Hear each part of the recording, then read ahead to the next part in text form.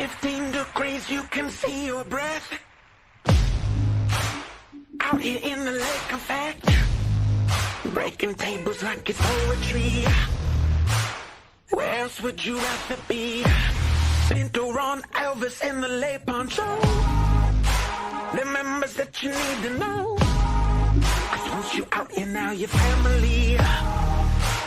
Where else would you rather be? Where else would you rather be? Welcome into the Nickel City Crew. I am your host, Rob Crippen. Please like us on Facebook and follow us on Instagram and Twitter at Nickel City Crew. This episode, along with all of our episodes, are presented by Crippen Legacy Entertainment here on Spreaker and StreamYard. We're so glad that you're joining us for some of your Buffalo Bills and NFL content again today. And as always, these are my Bills thoughts said out loud. It's a vibe so ridiculous. Since 12 plus 83 was 6. The shout rocking like a symphony. Where else would you rather be?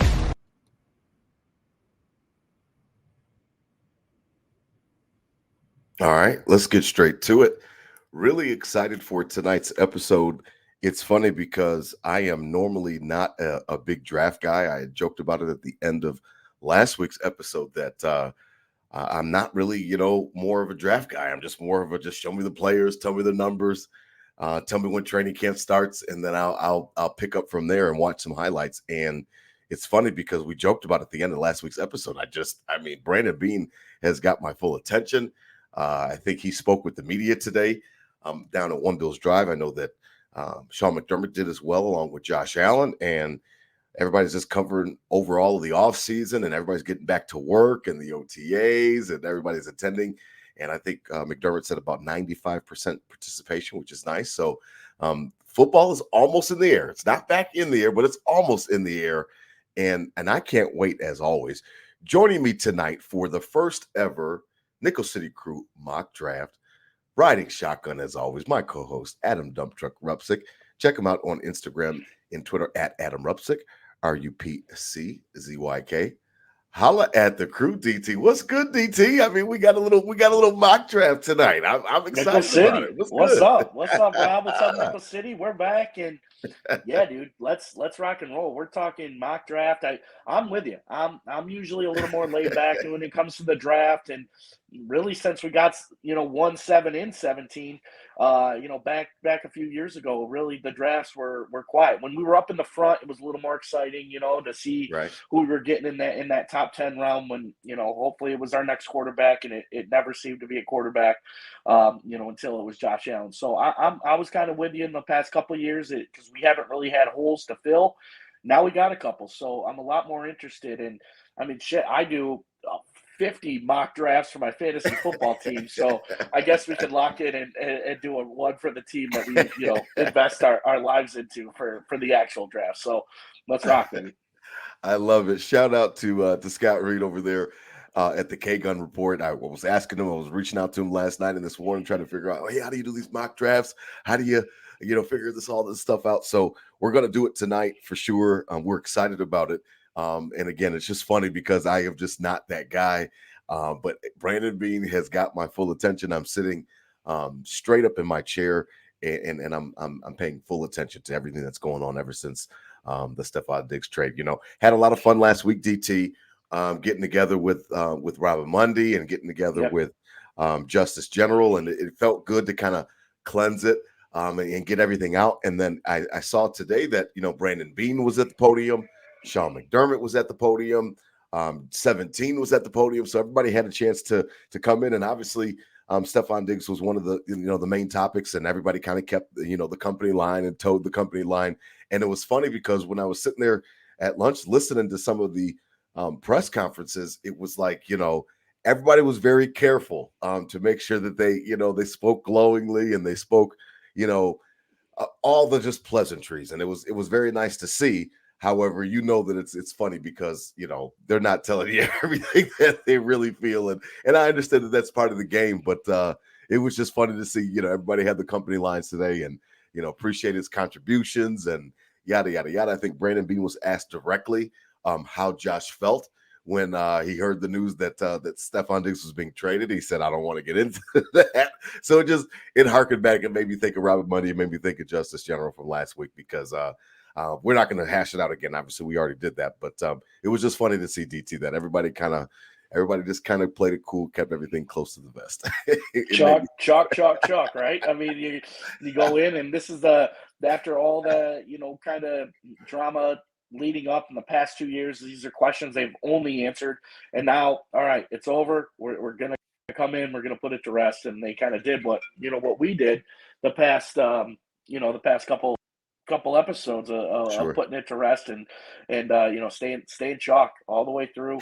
One thing I've noticed, and Nickel City, kind of chip in and do your homework for next week's episode of this, because I've noticed that Josh, in these press conferences, it all I started noticing last year when that real awkward one happened, when Diggs missed training camp or mini camp or whatever. I love him. And I love him. Josh, he's my brother. Oh, I love him. Yeah, I love him. Yeah. And he almost cussed. He had to stop himself from cussing. Exactly. He just his mannerisms in when normal interviewing, anything but Stephon Diggs, he's pretty stoic, doesn't, answers the questions, has some enthusiasm, but keeps it pretty stoic. But Stephon Diggs comes up, and from last year all the way through the season, all the way through, it was like he was trying to, it's like he's trying to extra be in tune to the question. He's like his eyes open a little wider. He nods his head a little bit to like he's interested in the question. Like, yep, I'm listening. Yep.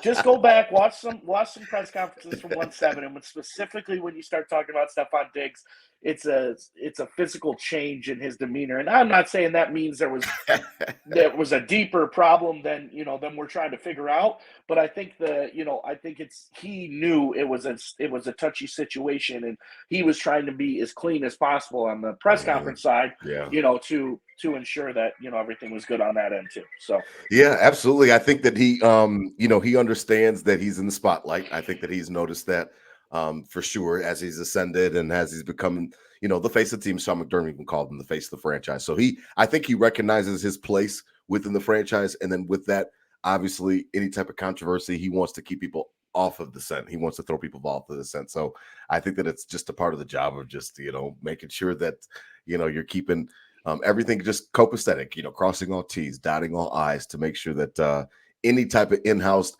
drama or bullshit stays just that, in-house drama. So it's fun. Now listen, DT, as we transition, I mean, draft is 1 week away from tonight, DT, next Thursday. And I think it's in Motown, right? And I'm on the wide receiver train, DT. I've been on it. I know that Jeremy White of WGR kind of coined that phrase, and it's been going on for some years now. And I'm really a part of the wide receiver train. I think that it's an important thing today, and we're going to get to it in a little bit about some of the comments that Brandon Beane made today about specifically about wide receiver one. But I'm on the train. I think that I just really want them to get it right. Obviously. And it's one of those situations where, because of the reason that I have never really paid attention to the draft, it's just, you had said it last week, DT, that the draft is just like a game of craps, man. It's red or black, man.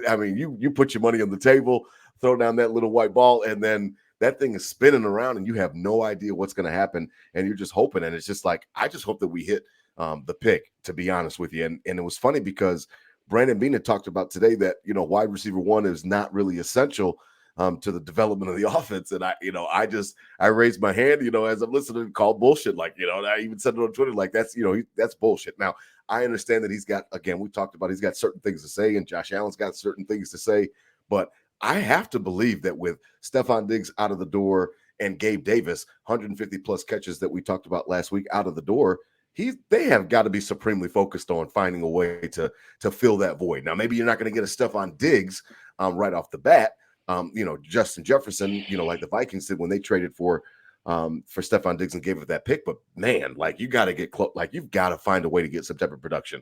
Curtis Samuel's not it. Mac Hollins, all those different guys are not the answer. So I'm trying to figure out, I understand that there are different things that the GM has to say and the coach has to say and the quarterback has to say. But I called bluff on that one. Like, I was just not. I think it's a little bit of gamesmanship. There's no way that they don't know that we need a wide receiver one. I don't think there's any way. Yeah, I mean, and we were talking heavy on, the wide receiver train before Diggs was traded even. This was kind of a Absolutely. no-brainer pick to, very, very full around the Mafia, definitely a Nickel City crew of taking a receiver in the first round, even without Stephon Diggs. I spoke on it had to be a succession plan. Well, the succession plan's now he's gone, so it's got to be somebody. So, I mean, the class is rich, the class is deep. There's a lot of opportunity everywhere you look at it, in the very front, in the middle, and the back end. There's opportunity, and that's probably cliche to say, but that's probably the case in most drafts. But definitely, in the wide receiver room, in the past couple of years, these wide receiver classes have been coming in a little different, a little more polished, a little more ready for the NFL than in previous years. It take a few years to kind of take off. These guys are coming in as great wide receiver ones kind of out of the get-go. I mean, you saw plenty of names last year do it, and, the year before and the year before. So the league is continuing to get full of young superstar talent, and, that's where the Bills are going, and they got rid of the old.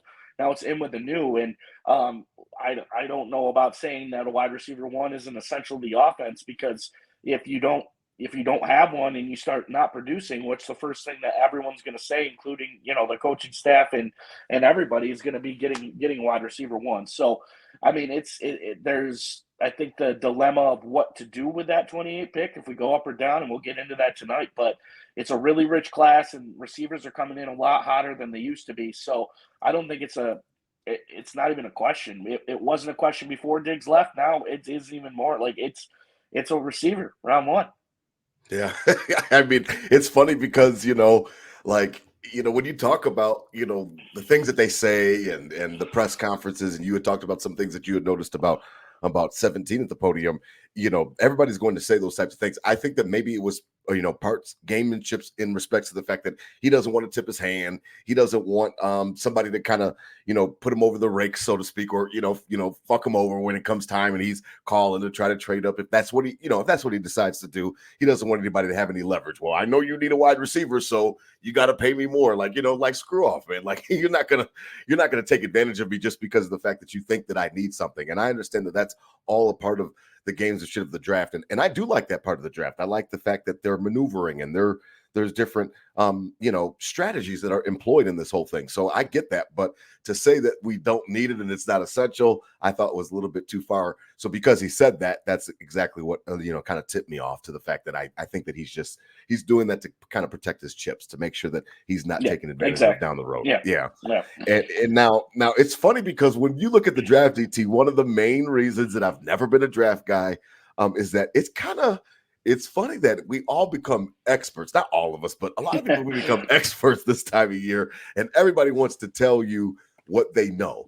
It's funny because, we have no clue what these guys are going to be. And I thought of, an analogy would have been that, if we had a clue what the draft was going to be and what these prospects were going to turn out to be, then, from draft, round one, pick one, all the way to Mr. Irrelevant, we would just draft, based on, ability and contribution to the teams. And it would just go down the list, one all the way to, whatever the case may be for Mr. Relevant. Obviously, that's not the case. Brock Purdy showed us that.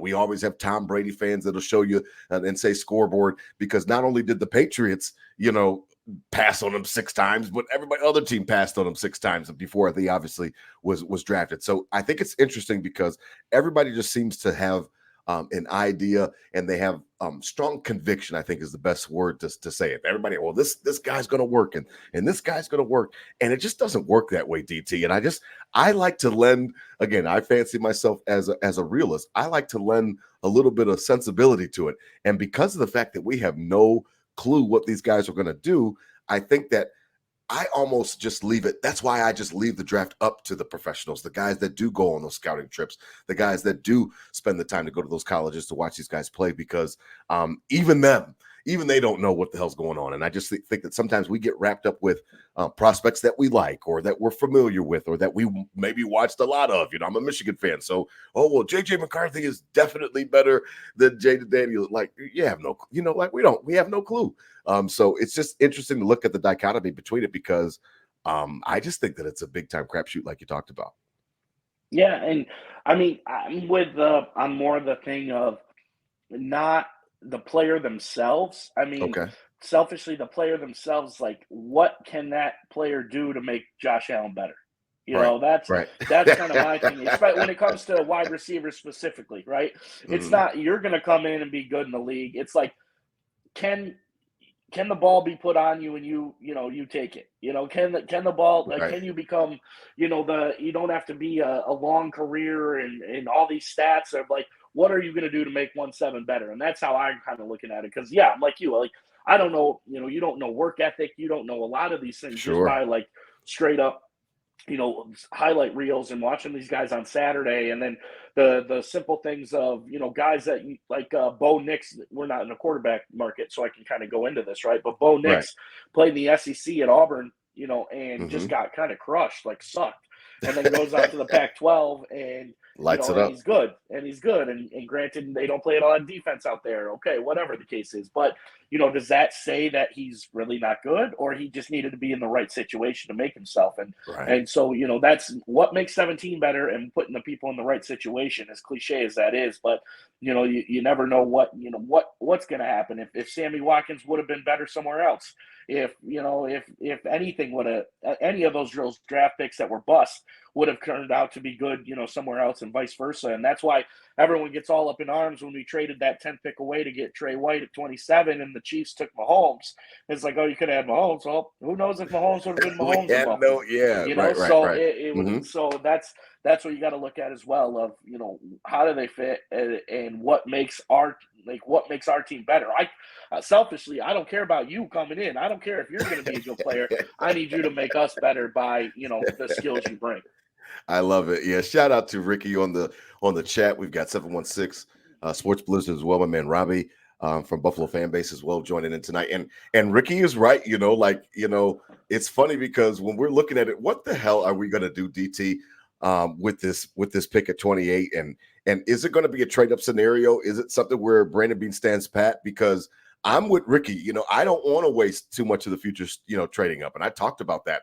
The Stephon Diggs trade kind of brought that to a head for me. I was already more, cautious of trading up because of Sammy Watkins and different things like that. And, you trade up for Sammy Watkins, but there's all these other great receivers behind him that you passed on. And then you had to give up the draft capital to move up. And then he obviously doesn't pan out. He wasn't bad for the Bills, but it just didn't work out because we didn't have really a quarterback with EJ Manuel at the time. It's funny. What's going to happen as we transition? Because I mean, I really feel like Brandon Beane can go any way on this whole thing. I know that he likes to trade up. I know that that's in his nature. He's aggressive, especially if he sees somebody that he likes. He admitted today he does not have 28 first round grades. Rarely do they. NFL teams on average, DT will average around 17 to 20 first round grades per year. So there's not, when you're looking at this draft thing, we're about to do this mock draft in a moment. There's not 32 first round grades, for these teams. So they've got their dry erase boards, and they'll rank these guys 1 to Mr. Irrelevant. But as they group them by rounds, there's 15, 16, 18 first round grades. Brandon Beane admits that there's not 28. Now I don't know if that's him softening us up to let us know, hey, I'm getting ready to trade up, so be ready because I'm getting ready to move up to get my guy, or if it's just him just being honest. You know what I mean? Like, I don't have 28 guys that I would put a first round grade up on the board on our whiteboard here at One Bills Drive. So what do you like? What does your gut tell you about Brandon Beane and about moving up or standing pat? Because I think that almost anything is on the table, including, and I know everybody wouldn't want to hear this as we're doing a mock, but including trade down. I know nobody wants to hear that, but I think that's a possibility too. Yeah, you're saying, Luke, get rid of, when you say trade down, get rid of first round pick going to the second round. I don't think it's beyond. I mean, my gut says what history says, and that's going to be we trade up. We trade up. Hey, Stephen Cavanaugh, there you go. We trade up 3 or 4 picks, get the guy we want, in that, 23, 24, 25 range. And that's, what he's done since he's been in the league as our GM. So I think that's what's going to happen now, because there's going to be, with so many rich names, there's going to be one of those names you're like, oh, that guy's a little later than I thought he was going to. And then that's an opportunity to kind of go up and get it. I don't think you should trade up any more than 4 or 5 spots for anything but a quarterback. I mean, if you need a franchise Of quarterback, course. do what you got to do. Right. But Right. anything else, I'm a firm believer in not not going up too high. So my gut says Beane just going to do what he always does, go up a few spots, get Right. somebody that's sexy enough at that 23, 24 range. Yeah, I agree. I think that, you can't put it past him to move up. We've already seen that a part of his nature, in addition to the fact that, him standing pat might not be a bad idea. And then, accumulating some more picks, picking up that 3rd round pick that they thought that they were going to get as that comp pick. Maybe that's something that they try to recoup, trade back. That's not going to make anybody happy. I understand that everybody's going to be pissed. Everybody's got their draft parties next week and stuff like that. So we'll see how it goes. Now, as we transition, DT, we will skip next week for the draft. We'll let everybody enjoy it and do whatever you do. Like I talked about, the draft parties and different things like that, the get-togethers. We have been invited, DT. We've been invited to hang out with the guys from the K-Gun Report the week following the draft. So I think that's what we're going to do, Nickel City Crew. Look for us. We'll obviously put out some information on that as well. But they've got a little post-draft party that they're going to be doing, showing their little initial reactions on the draft picks and different things like that the following week. I'm down for that. They have invited us both, DT, and I think it would be a good opportunity to cross-pollinate, spread Nickel City Crew to another different, genre and another different audience as well. So I think we're going to do that, DT. So I'm excited about the draft as well coming up next week. DT, the more quarterbacks, the merrier. I mean, I keep hearing about JJ McCarthy. I told you I'm a Michigan fan, and I did not think that he was a 1st round pick or anything like that. Nothing special. He wasn't really asked to do anything special, so I've never really seen him do anything special, but he's moved up the board. And, the debate about Jaden Daniels, and then are the Patriots going to trade out at number 3, or are they going to stay put? I think their GM today said that he's open to offers, but, he's still looking at these quarterbacks and different things like that. I'd love some juicy trade-ups, DT. I'd love some juicy move around the board and different things like that. More receivers that go down the board, the better. I mean, I'm all with it, man. I am all with it. Yeah, and the contradicting point there is, I mean, the front half of this draft is going to be obviously loaded up with quarterbacks. A lot of those, teams in the top 5, 6 need franchise quarterbacks, so they're all going to be quarterbacks.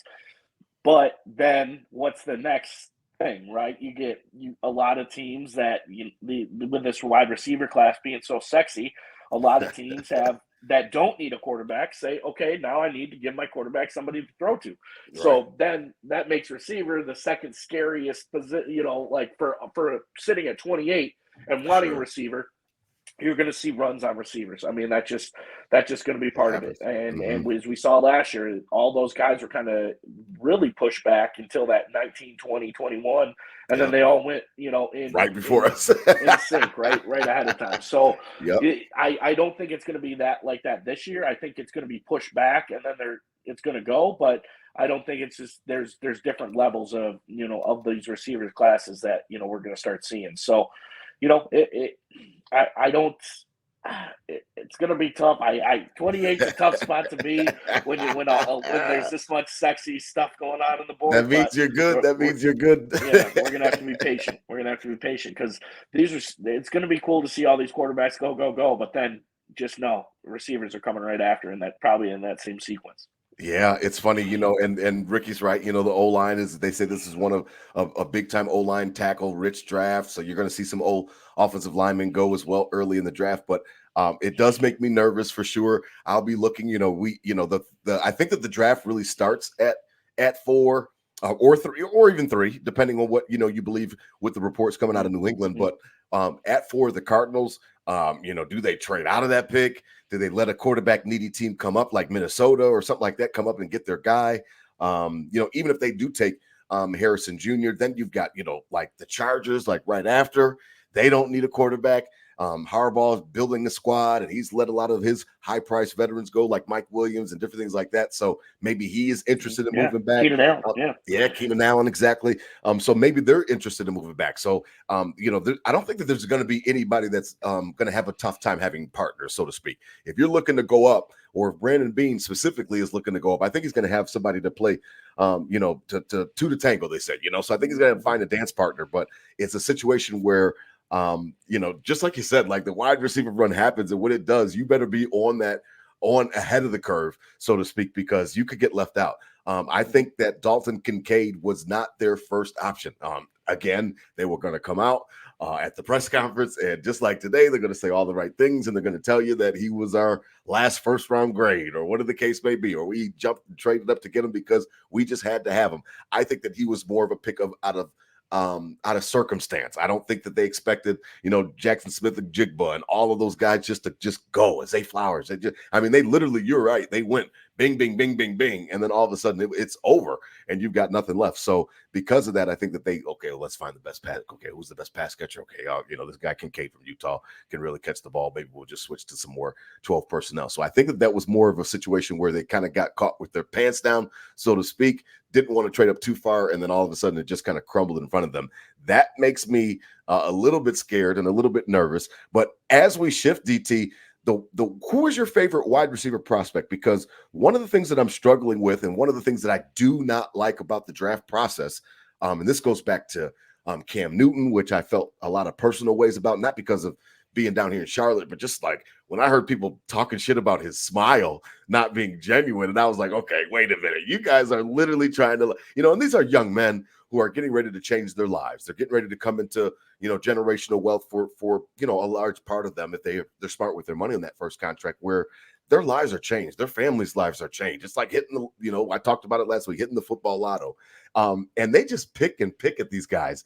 And one of the parts of the draft process that I do not like is like how they pick at these guys. And it's funny because I don't know who your favorite prospect is, DT, but whoever you say, I've got notes here that I can talk shit about all of them, because that part of the draft is really picking up. I heard some crazy shit about AD Mitchell most recently.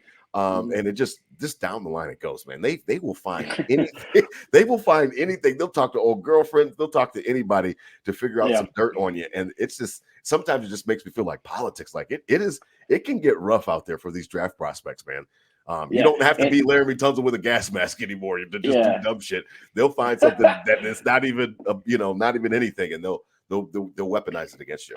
It's a funny thing, right? I mean, put us back to my last year of college, and if I had people nitpicking me on who I was as a person at that point in my life, when you get ready to take a job, full blown degenerate, and and Stephen Kavanaugh, I'd listen to here. He knows what it.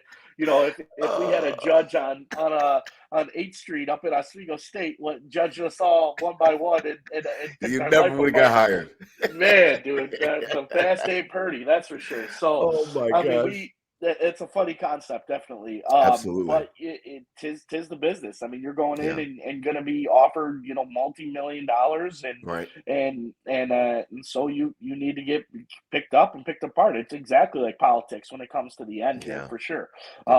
Teams making stuff up to try to move teams away from guys that they want. I think that happens a lot more than we know. Yes. Yeah. And something like, I think it went back to when Harbaugh got hired, and he was being slick and say like, oh, J.J. McCarthy is the best quarterback in this draft. So that's the best work I've ever seen. Because you don't need a quarterback. Yeah, you don't need a quarterback in he doesn't need a quarterback in LA. Funny. So that it was just funny to hear stuff like that. And like we talked about earlier, Brandon Beane saying, oh, wide receiver is not essential, but he better be looking at a wide receiver, right? So it's a funny thing kind of picking these guys apart and rolling. But back to your original question, my number one wide receiver prospect in this draft, and it has been the whole time, it has been since November of last year, is Rome Odunze out of Washington. Yeah. He's my guy, Rob. He's a beast.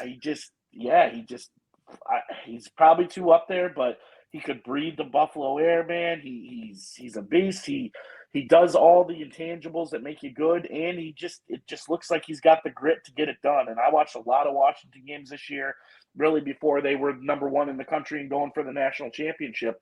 It definitely he's stepped out to me a lot more than these other guys who definitely have talent and got some good stuff on tape. But this guy Yeah. has that leadership, that gamer, that grind, that I liked Got it that stuff on dog in Diggs, him. to be honest. Got that dog in him. I was So about to say, yeah, yeah. yeah. I mean, yeah. What are they dogging and Doomsday for? I don't know What about do the they got Doomsday. on him? I haven't heard much about him. I was talking more about the guys that are in the Bills' wheelhouse. So, AD Okay. Mitchell, I guess, has diabetes, and in addition to What? having diabetes, I guess that he is not responsible about it. They say, and then I guess that he's a little bit uncoachable. And I got into it with a couple people on Twitter this week. They were saying, "Oh, I don't want another diva," and this and that. I'm like, "Well, can we please stop using the word, And then the conversation goes left or whatever the case may be. But can we stop using that phrase? Because just because he, something comes out about him doesn't make him a diva. And like, we just use that term way too loosely for my personal taste. But yeah, AD Mitchell, I guess, is a little bit tough to coach. We've already heard that I guess he even admitted at the combine that he does not run routes, I guess, at 100% throughout a drive. He says that he wants to be able to sustain his energy throughout the drive. So because of that, he is not going to burn himself out, so to speak.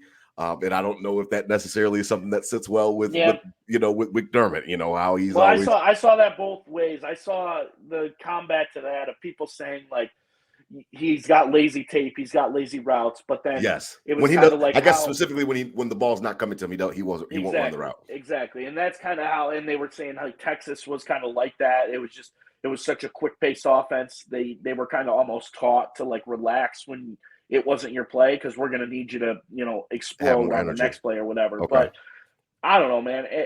If to that point, it's the big leagues. It's the NFL, man. If you're not running good routes, if you're lazy out there, you're not going to play. Right. So Yeah. it's not anything to worry about, but him. If that's truly, if you are doing that, you're not gonna get on the field. So I'm not worried about things of that nature of like people not doing one thing or another because it's not like they're going to be on the field doing those things. Sure. So if you're not doing them, you're not on the field.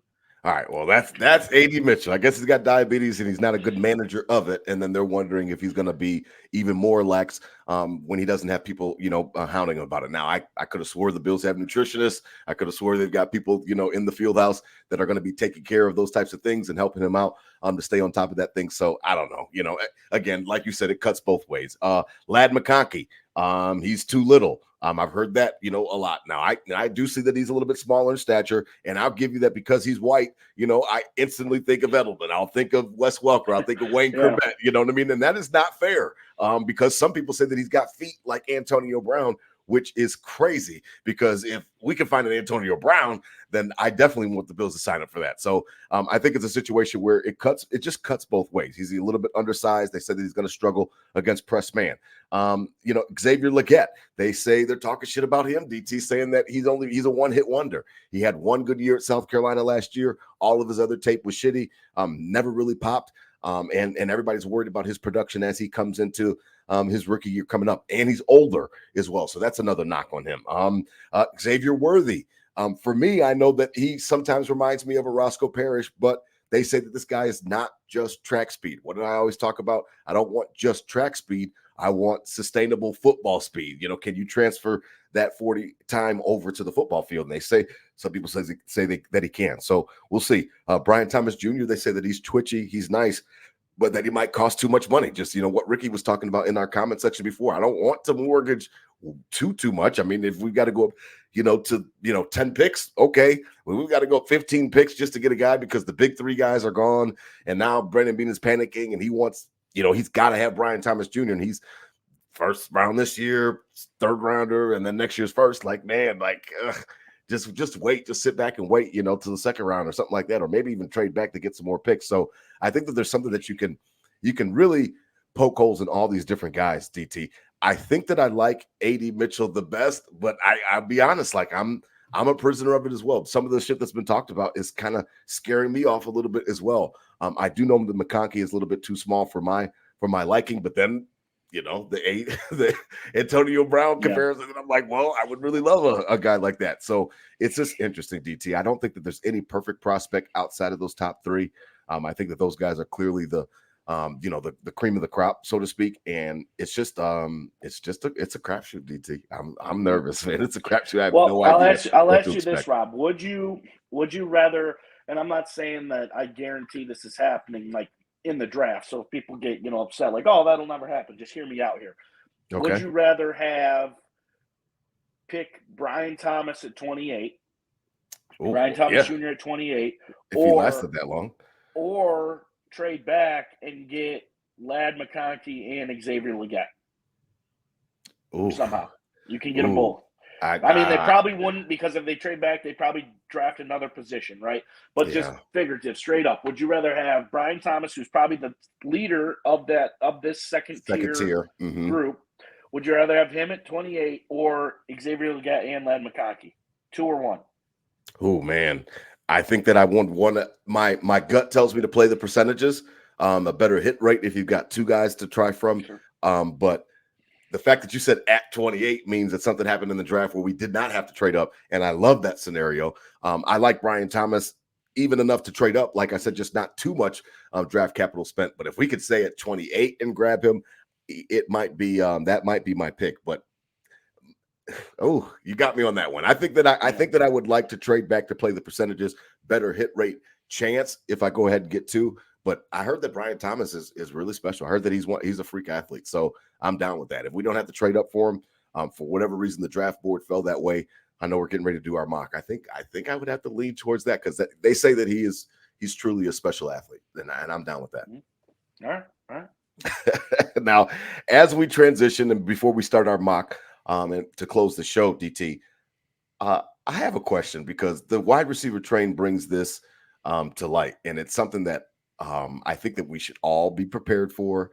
It's a part of the draft process. There's no way to know exactly what's going to happen. How pissed are we going to be, DT, if we do not take a wide receiver in round 1? I think that I think that Bills Mafia should be prepared, not because I'm thinking of it necessarily as the most likely scenario, but one of the things that I noticed today when Brandon Beane talked about it, again, I think that it's more of him being gamesmanship and having some gamesmanship to him when he says that it's not essential for Josh Allen to have a wide receiver 1. I think that that's mostly BS, but I would not put it past McDermott to draft a defensive player in round 1. I just wouldn't. Somebody had mentioned O-line, and I just think that's out of the question. I think O-line, safety, cornerback, those are all they should all be ruled out for round 1. I do not think that those are realistic opportunities for the Bills in round 1. I think it's wide receiver, it's defensive end, it's defensive tackle, and that's pretty much it for the first round.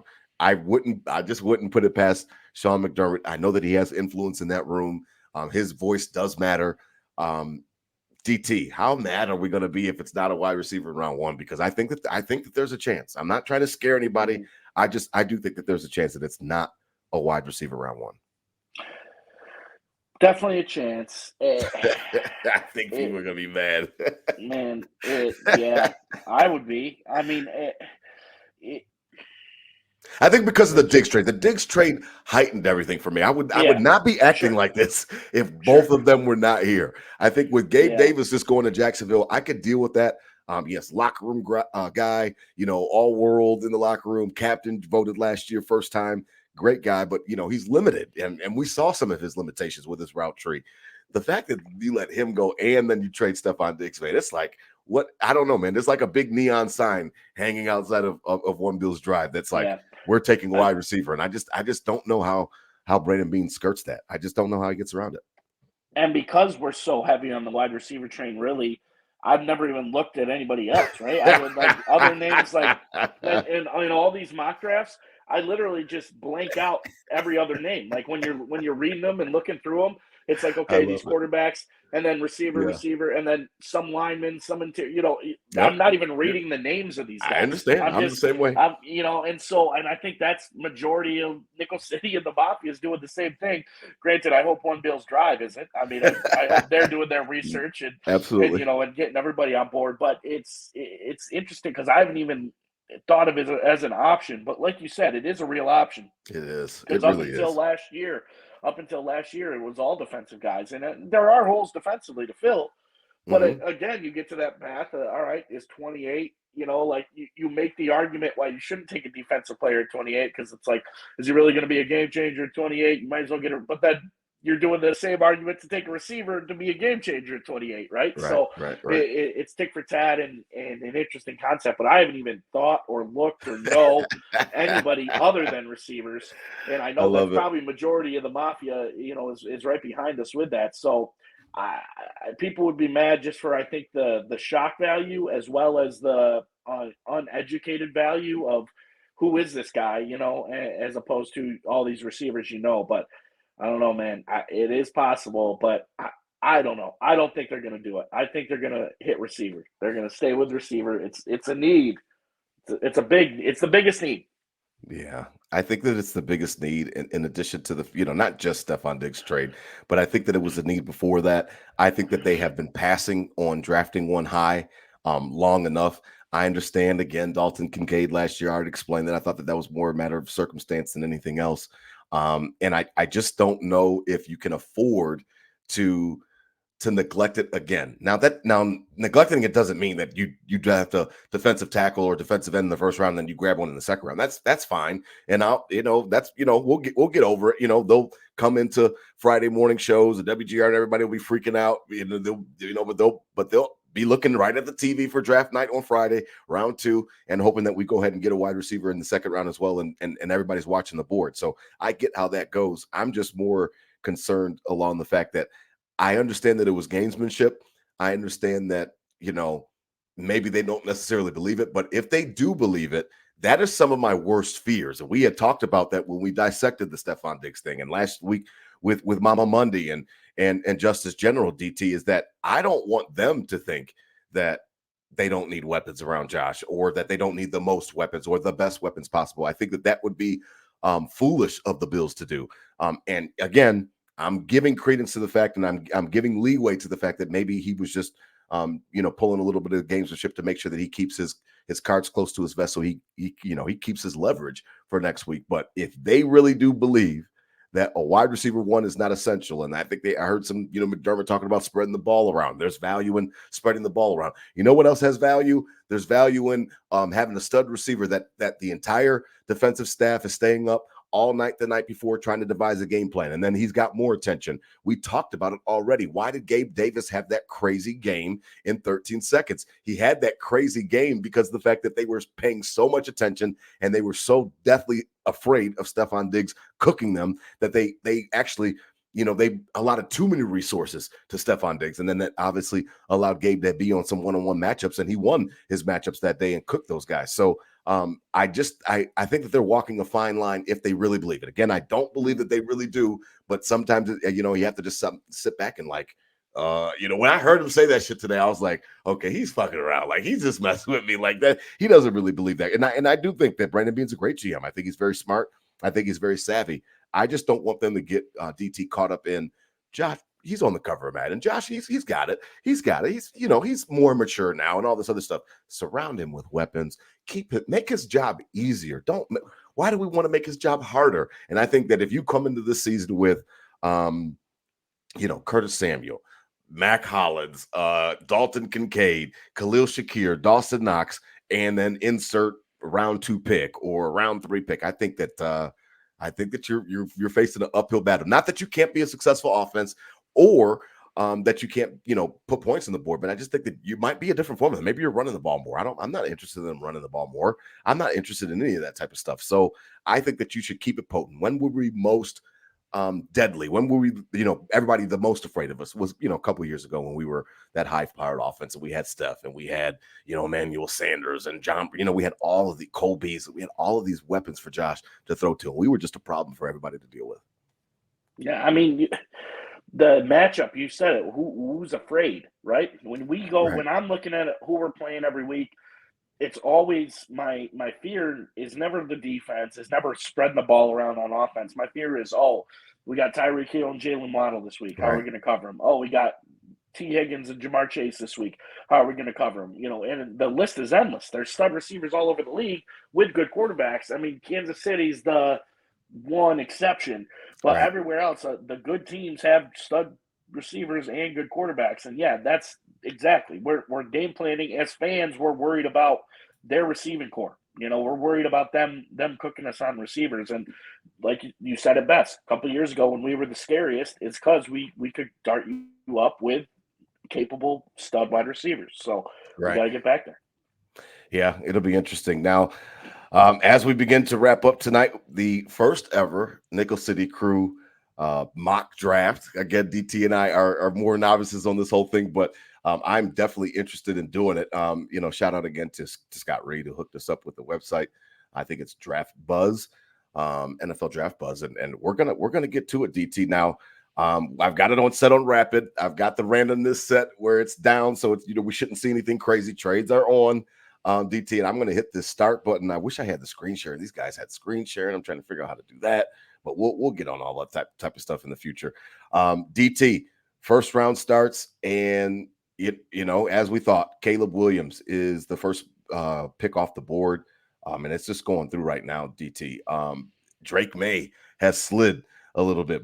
Michael Penix goes to the Jets, so there is a little bit of randomness in there. You don't obviously, we can't necessarily pick the guys and where exactly we want them to go unless we take control of every team. But we're coming up on the Bills pick, and I'm going to let what you. Receivers are what was the first receiver? I literally am going there right now to let you know. The available prospects now for the Bills at receiver. A.D. Mitchell is there. Okay.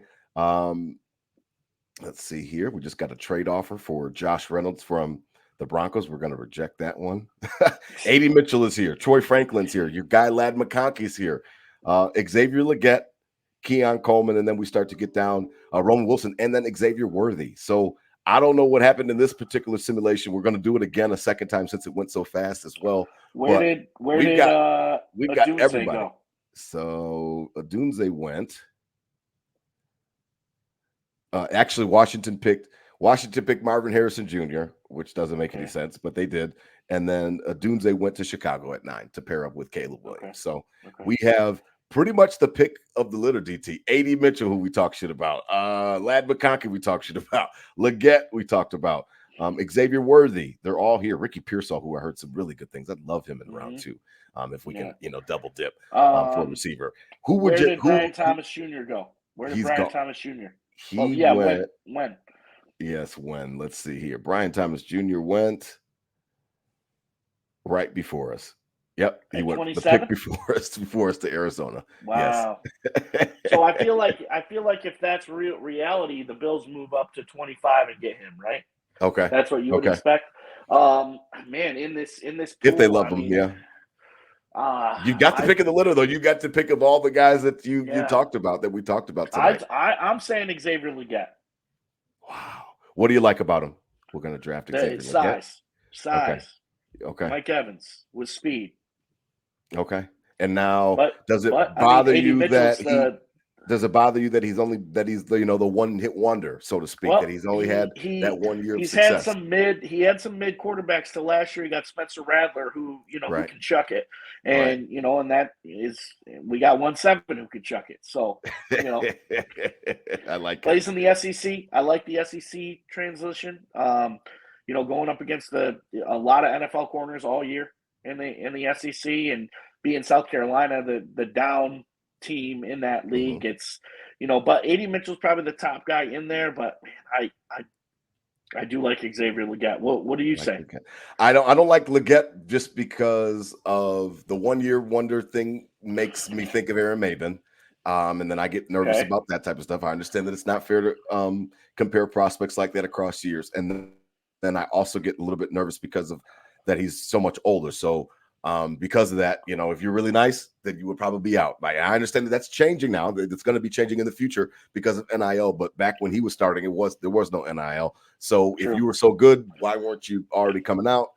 He seems to be one of those super seniors, kind of like Bo Nix. Bo Nix has been in college for whatever. He's got the most starts of anybody ever in college football history. So sometimes that scares me because it just makes me think that there was something that was lacking if you were staying in school so long.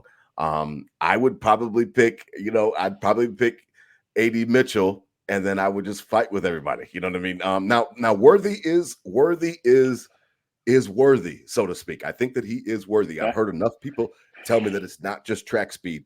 I'm just worried about the fact that, like I said, anytime I see him, I do think of Roscoe Parrish. I think of a more of a gadget guy, somebody that's not necessarily going to hold up because he's so small, and then that scares me because I'm not really interested in anybody that's small, that's niche. We already saw how they treated Deontay Hardy. We saw how they couldn't figure out how to use McKenzie, and the list kind of goes on. We haven't had really a true speedster since John Brown that was successful for the team. I mean, even Robert Foster, when he first got here, was doing really nothing for Josh Allen. I know it was younger in Josh's career, so that's not always apples to apples. But I sometimes just that's really why I don't like Ladd McConkey, to be honest. He's just small. Yeah, that's what I was just going to say. I'm just a little bit worried about smaller on guys. the roster, we got Andy Isabella.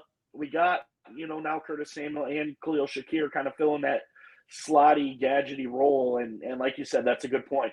Isaiah McKenzie, Deontay Hardy, they could never make it work with that little gadget guy. So why go get another one? Yeah, I like A.D. Mitchell. I like A.D. Mitchell too. I'd say him or Legette would be my top two in this situation. All right, now I've done the draft again. Here again, check out NFLDraftBuzz.com. It's a cool little site. Again, shout out to Scott Reed who gave it to us. I turned the randomness down, DT. Okay, so this is more like what you can expect to see on next week Thursday, because quarterbacks went 1, 2, 3. We're almost on the clock, and this is can we trade? This is we can. We just got offered to trade back. We would get an extra third rounder this year, 2 extra third rounder, I'm sorry, an extra fourth rounder, next year's first round pick, and a 5th round pick. Wow. To trade back with Baltimore. Baltimore really wants to trade pick number 28. Now we'll reject it right now just for the cause of the show, just so you know where everybody went. Quarterbacks 1, 2, 3. In this particular scenario, Drake May pulls off the shocker of all time. Chicago fooled us all. They took Drake May instead of Caleb Williams. He goes to Washington, and then Jaden Daniels goes to the Patriots. Marvin Harrison goes to Arizona at 4. Malik Neighbors right after him to the Chargers. Rome Odunze right after to the Giants. So this is kind of more of along the lines of an actual draft that you would see. And let's see the wide receivers available. Same thing. A.D. Mitchell, Ladd McConkey, Xavier Legette, Xavier Worthy, all still on the board. So I think that Bills Mafia, Nickel City Crew, I think that I don't know. I don't know. I want to tell you that we're going to have a chance to get our guy, regardless if we sit back. I just know that the tendencies of our GM is not to just sit back. I just know that that's one of his major MOs is just to go up and get his guy. So I would anticipate. Who's the best defensive player? Who's the best defensive player available? Let's see. This one, it was for some reason Chop Robinson, and he's been mocked to the Bills. Listen to you say, "Ooh."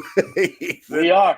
He's been mocked to the Bills before at that position. Again, a really twitchy guy. They actually compare him to a Von Miller, a young Von Miller out of Texas A&M, just kind of twitchy off the edge, got that bend, and gets to the quarterback. So it'll be interesting to see DT. This is fun. I mean, I have not been a draft guy. With Austin Johnson, and Daquan Jones. That's Chop Robinson, that Penn State, the Nittany Lion front.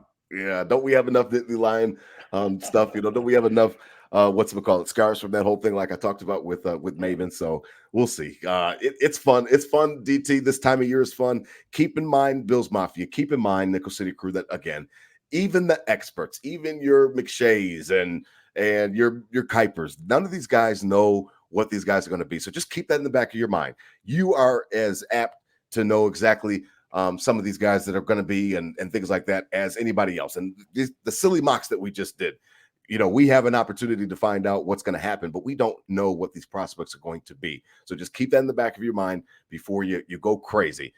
Yes, Ladd McConkey could get picked by the Bills, and I will yell because he's small, and he may turn out to be Twinkle Toes and just like Antonio Brown, and then I'll just be the first one as happy as hell about it. Same thing with Worthy and Legette and A.D. Mitchell, all those guys. So I just want to keep that in perspective for everyone that we don't know. So because we don't know, just give these guys some grace. Let them come in, learn the playbook, let them get acclimated to being a professional football player, and then we'll just go with it. As long as they're Bills, man, you know that we're going to back them. You know that we're going to be behind them. We're going to wish them all the best. But a lot of young men's lives are going to change next week, DT. And I for one, that's probably the number one thing I love about the draft is just the fact that their dreams are realized. All that hard work pays off finally, and it's something that you can really wrap your arms around. Yeah, I love it. This is the most intense draft in recent memory for both of us. So I'm ready to lock in the next week. I'm gonna put the blinders up. I'm not gonna listen to much, and because the what you thought 2 weeks ago, there's gonna be something that makes you think different. Yep. Now, and already happy with me. like yep. I haven't done extensive research by any means, but I like the research I've done. I like who I like, and I'm gonna kind of keep it quiet. Watch. We got good NHL and NBA playoffs starting next week to keep your mind off it until we get on the clock. All right, sounds good to me. Again, man, out there, spread love, not hate. These were my Bills thoughts said out loud. We will skip next week. Please enjoy the draft. Again, from Motown, live from Motown next week. I think around 7 o'clock or so, the festivities kick off. You got the red carpet. You got all the guys swagged up. They'll have their jewelry on. They'll have the suits on. Everybody's going to be hugging Goodell like he's their long-lost brother. And everybody's going to have a good time. Families will be out there as well. And a lot of these guys will have an opportunity to really realize their dream. First round next week, Thursday, and then round 2 and 3, I think Friday. And then the rest of the draft is on Saturday. So enjoy the draft. Bills at pick 28 for now. Please out there, spread love, not hate. Hit them with a Go Bills, DT. Shout out to the viewers again. Almost 1,000 viewers, DT. We got a little hot streak going, man. We really appreciate. Shout out to Ricky and all the other guys that shouted out to us on the text chat tonight, Steph. And we just appreciate it, man. Like we said that we were going to do this, DT, and we're doing it, and it's coming along really, better than I even could have imagined to start. This is still the offseason. The season hasn't even started yet. So shout out, almost 1,000 viewers tonight. We really appreciate the love and the support out there for Nickel City Crew. We really appreciate it. Thank you very much. Yeah, straight up, love it. Love the crew getting bigger, and we're here to stay, Wait baby. till the season Let's rock starts. and roll. About to go crazy. Brandon Beane, our future is in your hands now. Go yes, Bills, sir. Baby. Go Bills. Go Bills. I love it. Let's see if he stands pat. I doubt it. Gets itchy.